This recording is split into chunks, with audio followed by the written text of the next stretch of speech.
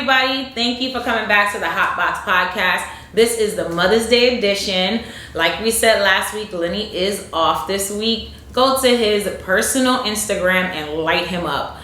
Birthday posts, anything y'all want to do, DM, all of it. Just go crazy. It is at Pure Might Clothing on Instagram. In Lenny's absence, we do have a special guest in-house. She is an entrepreneur, a mom, a counselor. She has a lot of hats and a lot of degrees. So she is the co-owner of So Fresh Scents. So we do have some products that we're going to get into later on.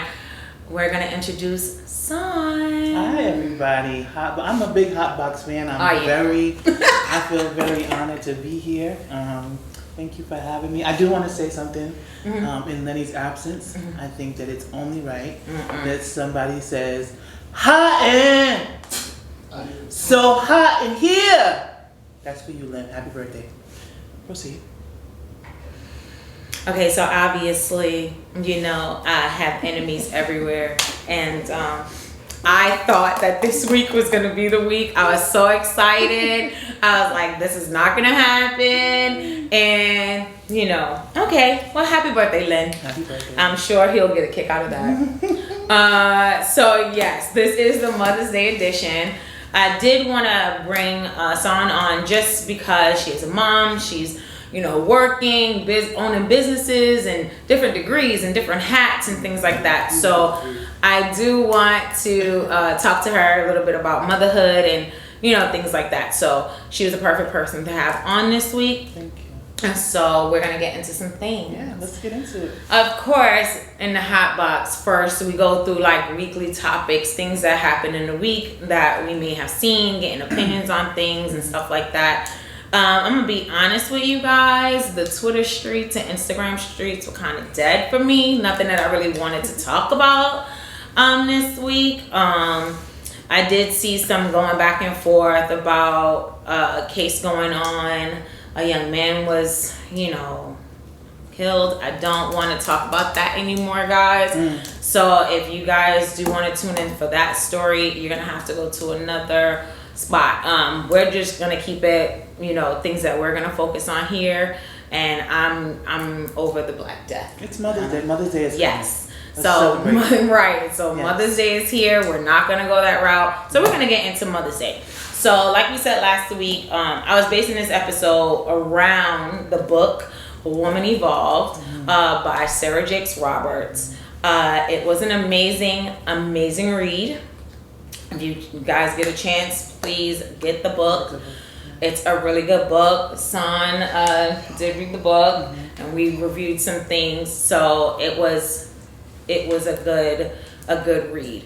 So first question, before we even get into the book, we're gonna talk about motherhood. Okay. So how old were you when you became a mom? I was 17 years old when I became a mom.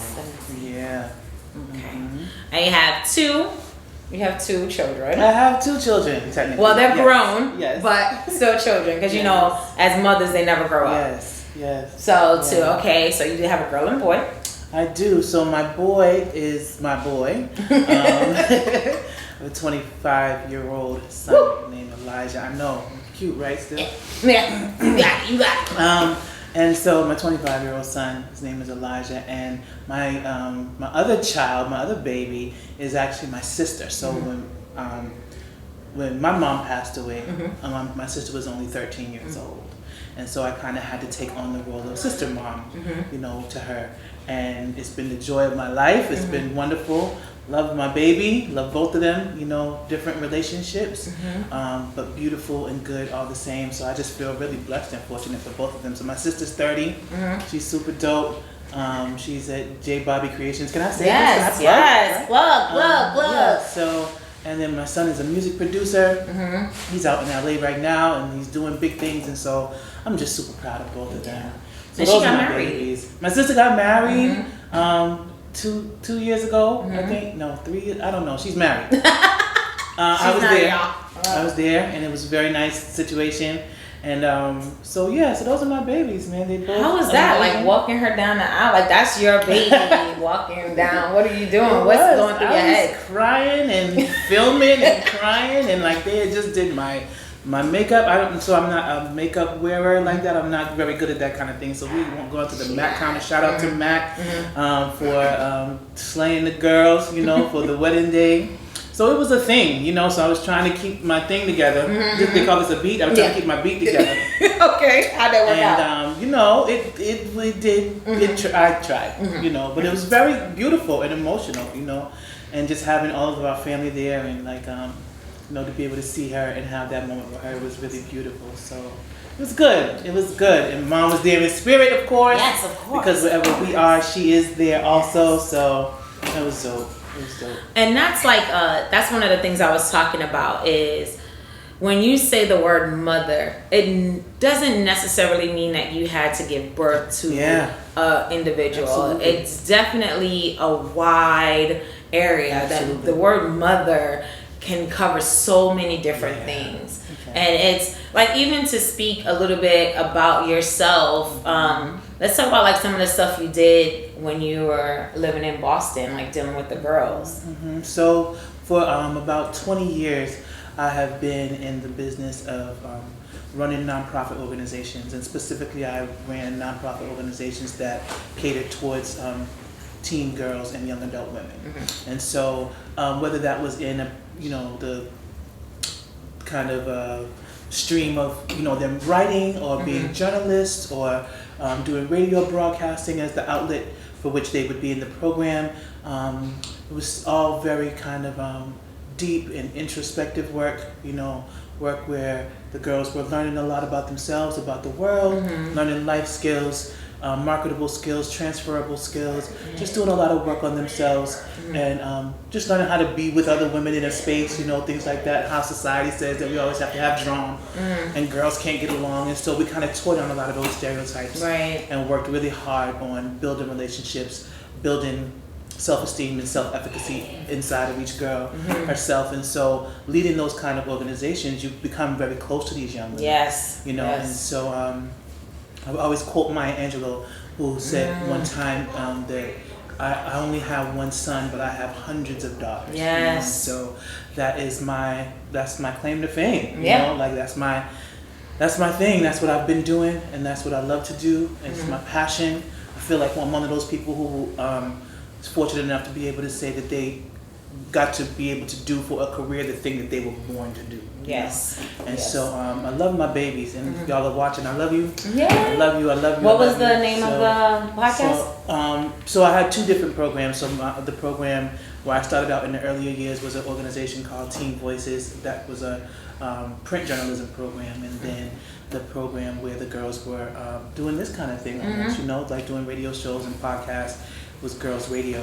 And so again, the magazine and the radio station were the outlets that they used to do a lot of the work part of the program, but in terms of the behind the scenes and the workshops and things like that, that's where I really put a lot of my energy in terms of the transformative work of working with them and bringing out the best, So that's like a mom role. It's like a mom. I was a professional mom. Right. I'm a personal mom. Because I remember you had to go get, kids from places and go visit and things like that. So. Listen, there's nowhere I won't go. I would nowhere I wouldn't go for them. Yes. Nothing that I wouldn't do, So definitely mom type vibes all the time. That's awesome. That is awesome. I love the fact that you take so much pride in doing that and working with the girls, because young people, you're forming them, and you kind of want your children to be around people that have the best interest in heart, and then want them to succeed. And sometimes, unfortunately, they don't get that at home. So it's a great thing that someone is able to do. And even if they do get it at home, right? It's always nice to have a little extra, So whether I was in the role of, kind of filling in for what they didn't get, or whether an extra source of support for what they were already getting, either way it worked out and was beneficial. it's worthwhile. Definitely. That is awesome. Now to talk a little bit about yourself. Yes, about you. Yes. Mm-hmm. Okay, so motherhood. Let's get into it. It ain't easy. It ain't easy. Right. And it ain't for the weak. Right. Okay. Right. But Faint the heart out. right. Once upon a time, we were daughters. Yes. We absolutely. still are daughters, actually. But what are some of the lessons? Just give me top 2, top 3 lessons that you learned from your mom that you actually brought into motherhood with you.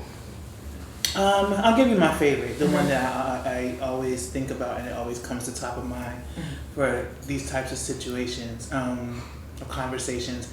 The lesson that I learned from my mom, one of them that I love the most, is listen to your children. And not just listen to them just to hear them talk, but like listen to them from your heart, right. And trust them and believe them. You know. So my mom was the kind of mom where if there was a situation that happened in school, and the teacher would call, you know, I didn't just get in trouble because the teacher called. Right. My mom wanted to hear my side of the story too.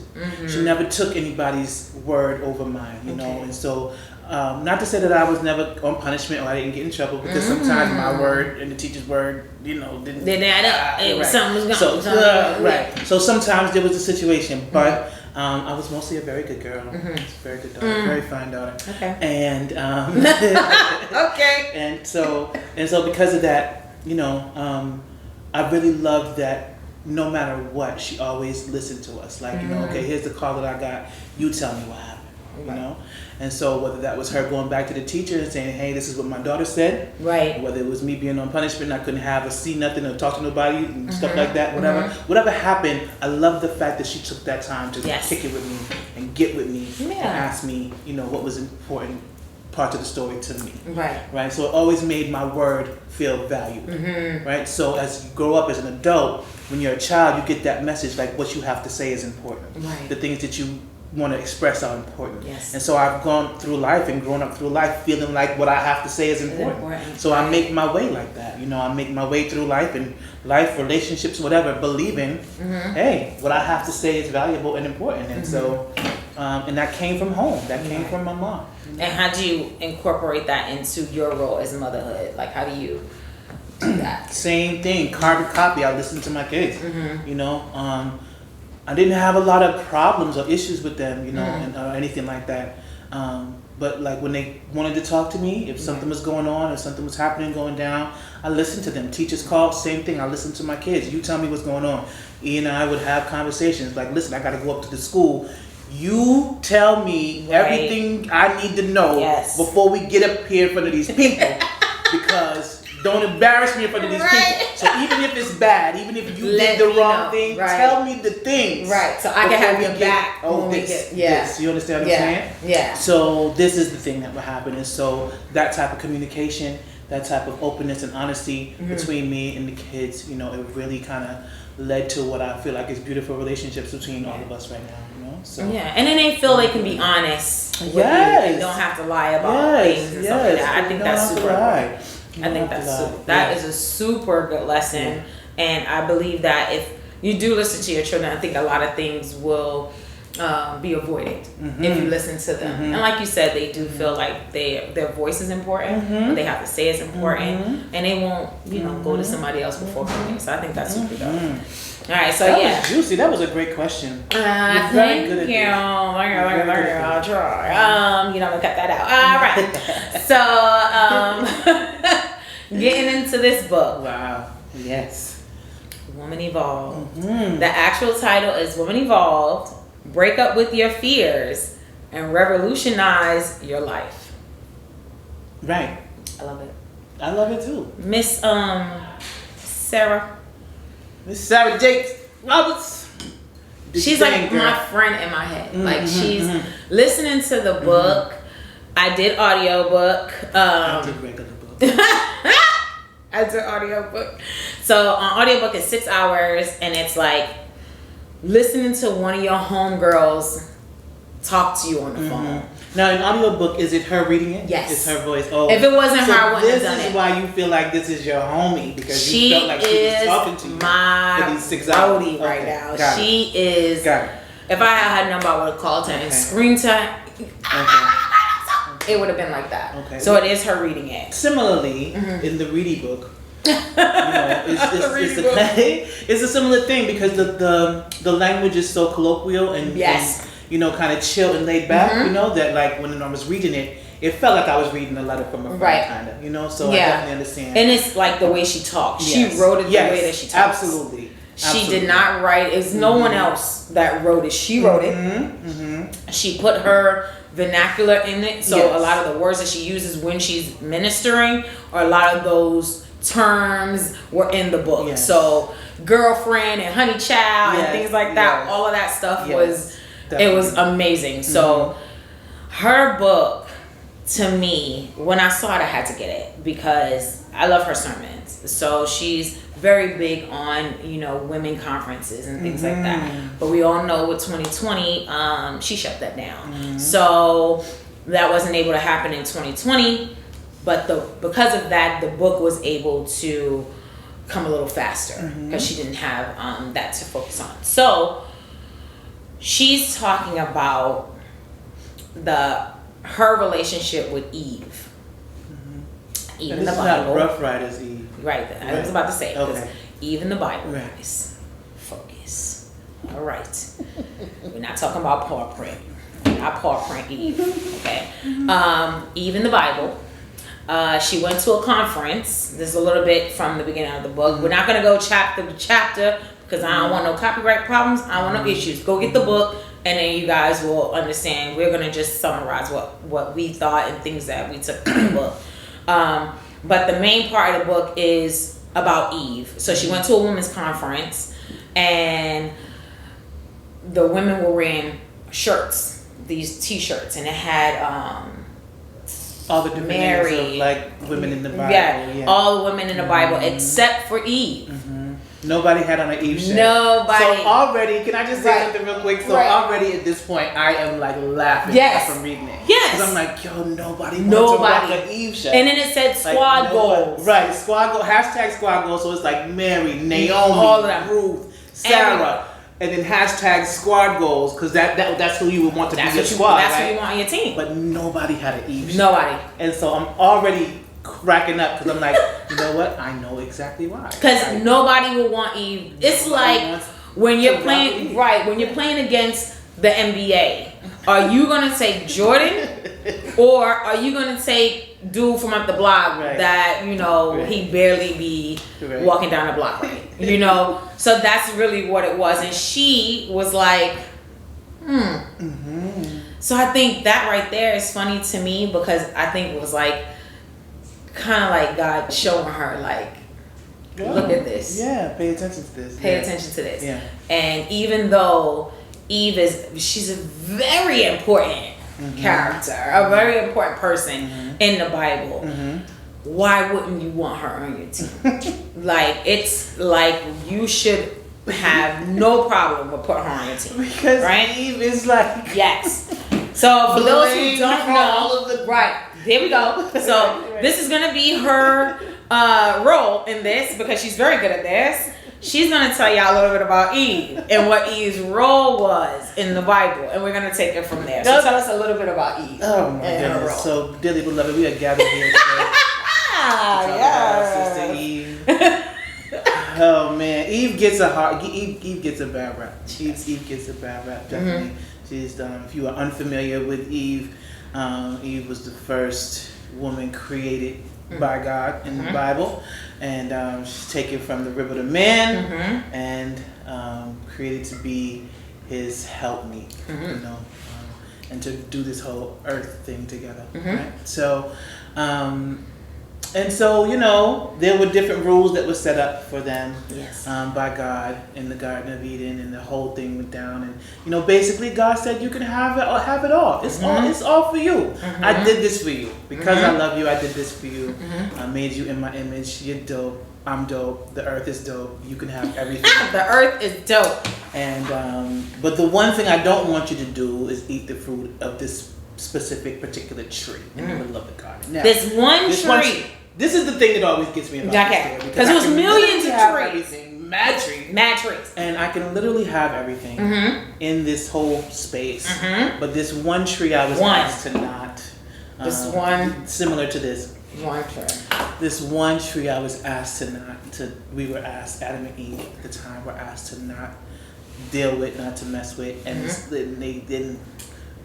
So the serpent came, rolled on my girl Eve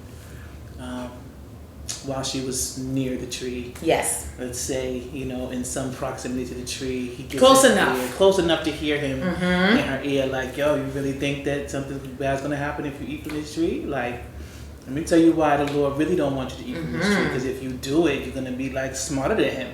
And he doesn't want that. Like, and you can rule. And you can be in control if you eat it, So she just, unfortunately listened to some of the jibber jabber. And then, side note, isn't that still happening today with women?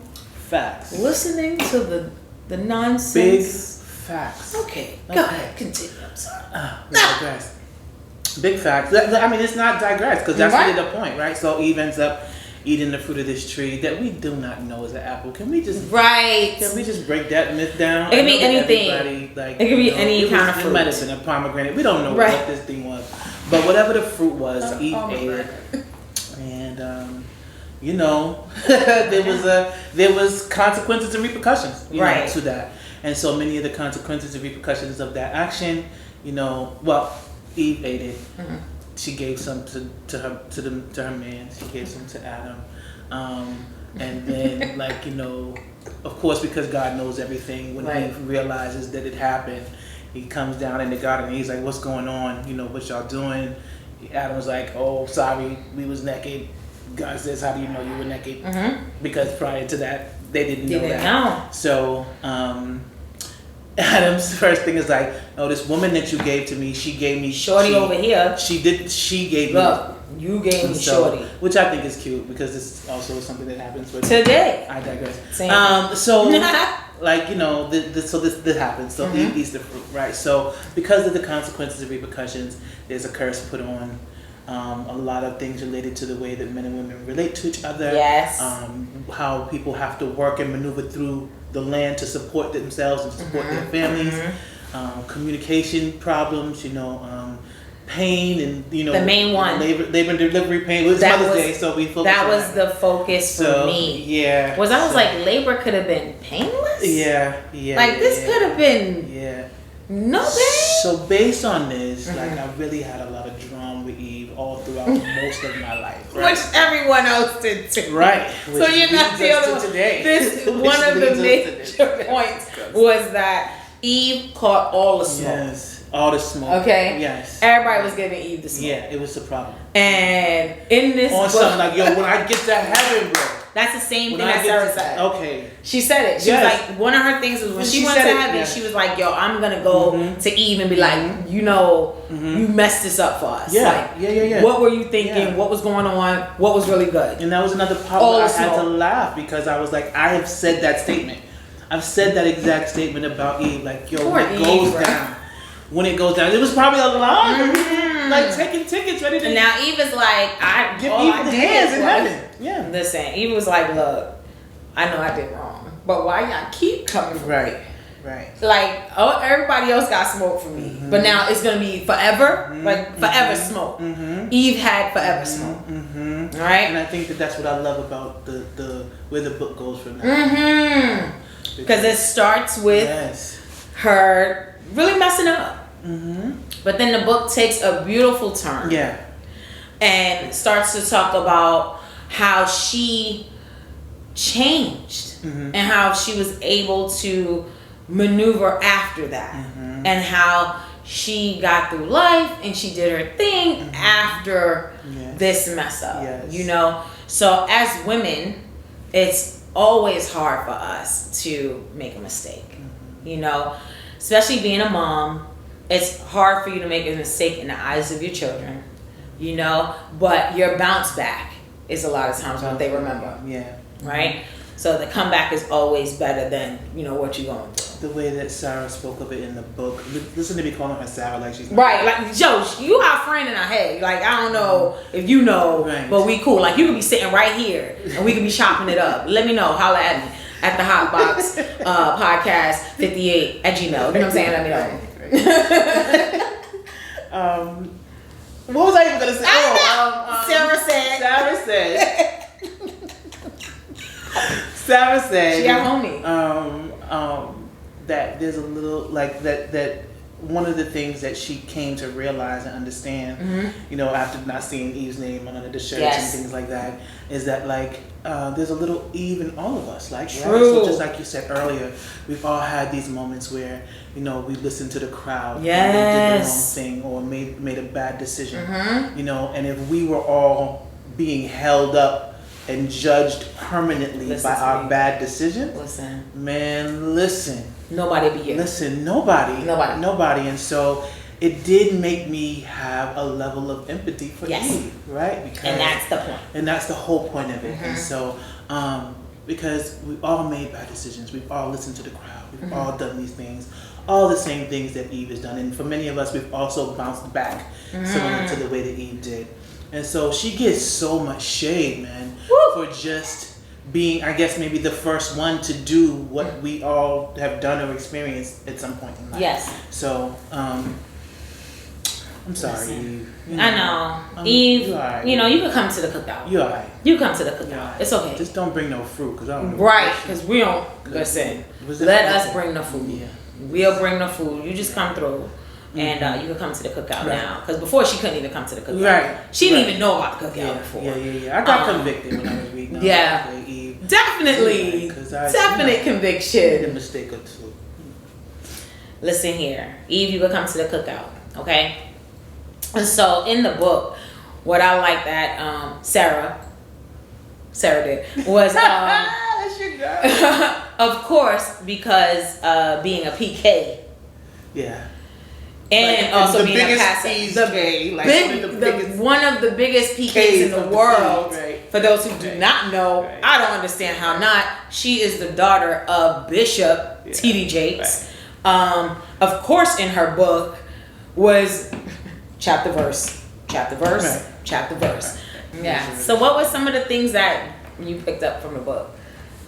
I think that the judgmental aspect of how everybody treats Eve. I think that really stuck with me. Yeah. Big, real heavy.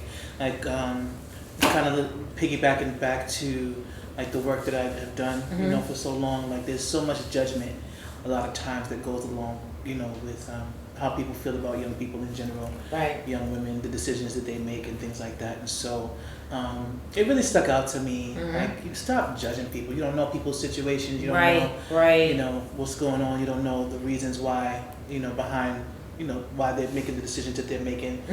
The, situations that life has presented them that has caused them or brought them to this past. So I think that the judgmental part really stuck out to me a lot. Like it really pricked me, because that's super important. Yes. And it's crazy that you said that. So I actually put it here, judging other women.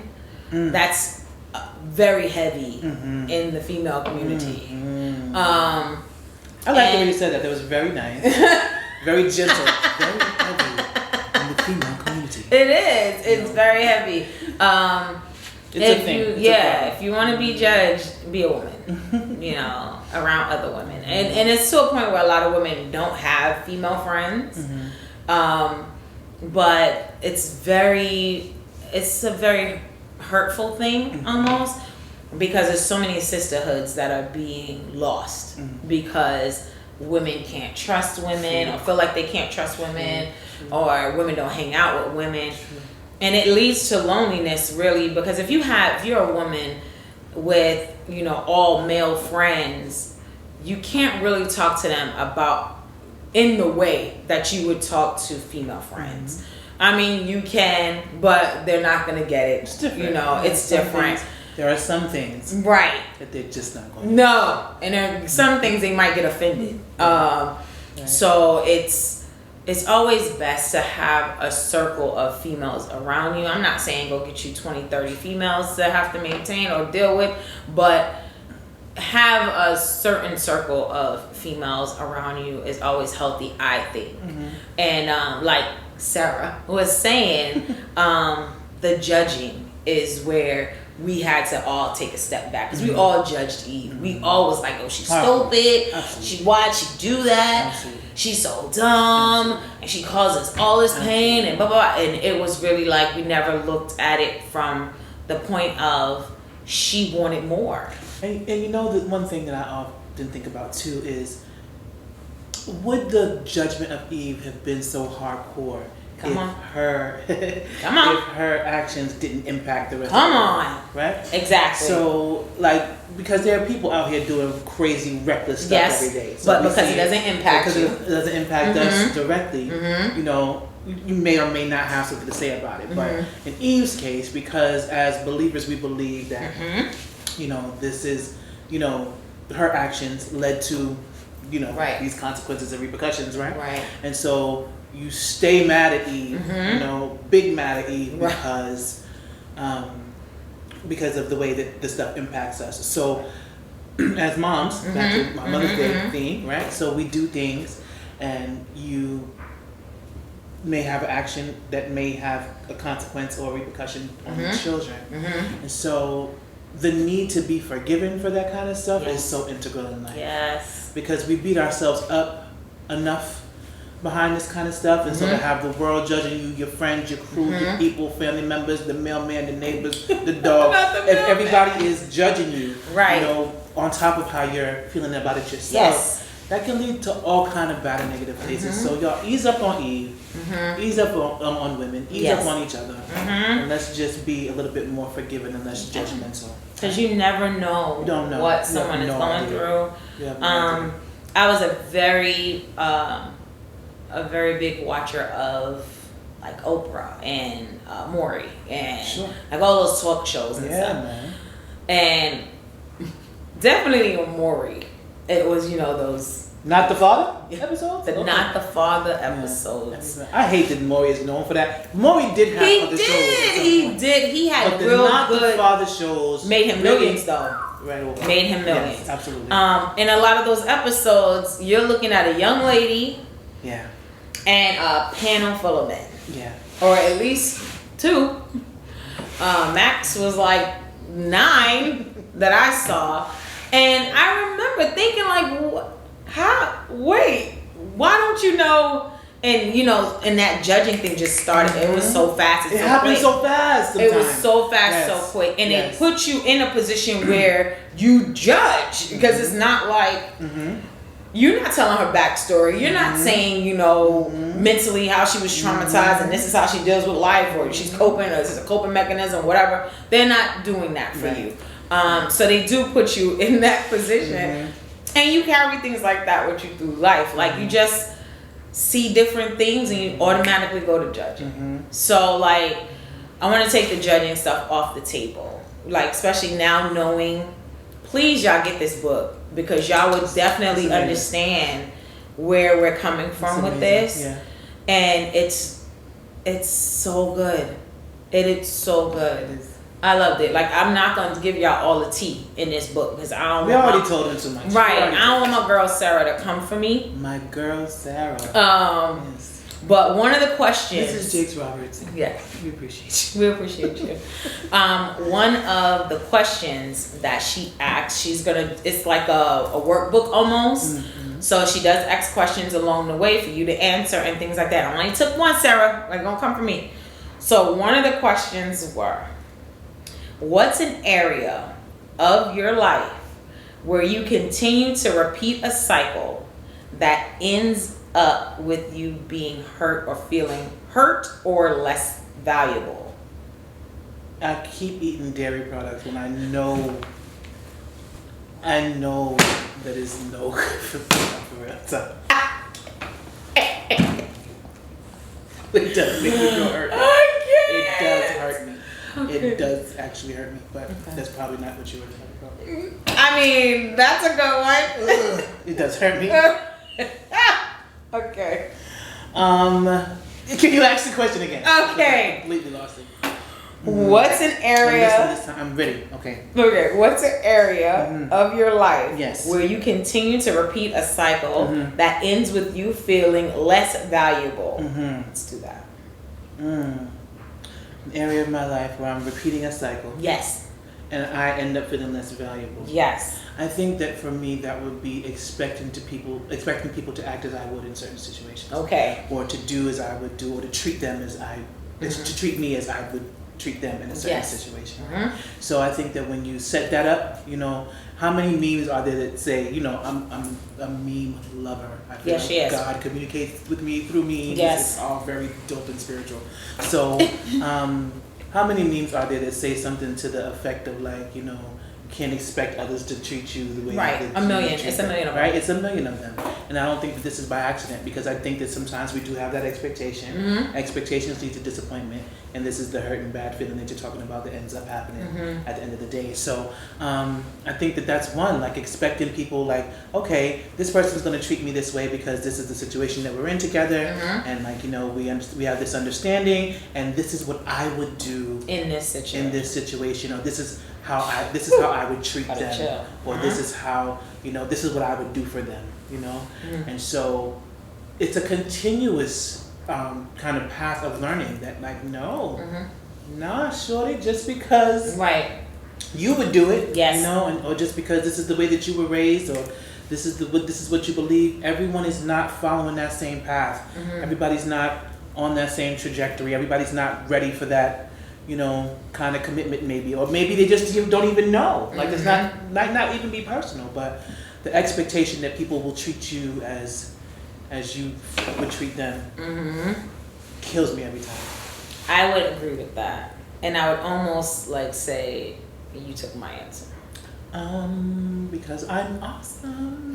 So for me, it's about the same. It's the same. Like I fight that all the time. Like I was just talking about it with my mom too, like to the point of like giving people your last and then expecting them to do the same thing for you and realizing that they chose themselves first. Like that, it was like, whoa, wait, what happened? But I did, and I thought you was, and and they don't feel bad about it, and you can't get mad at them because that was you. That was in you. your head. Right. You did that. So you did that. So yeah, that's one of the awesome questions that she asked. She asked 100 more questions.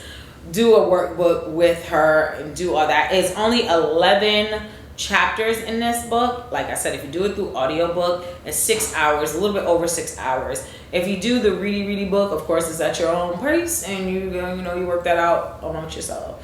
So before you leave me, we did say that you are one of the owners of So Fresh Sense. My team, man, I got an amazing team. So let me tell you, my team is tight. Her crew is dope. I got my co-owner, I got my creative director, like the whole thing. She's doing big things over there. The whole shebang. So I'm gonna take credit for any of these things. I just get to come and talk about it, and they do all the work, and it's great.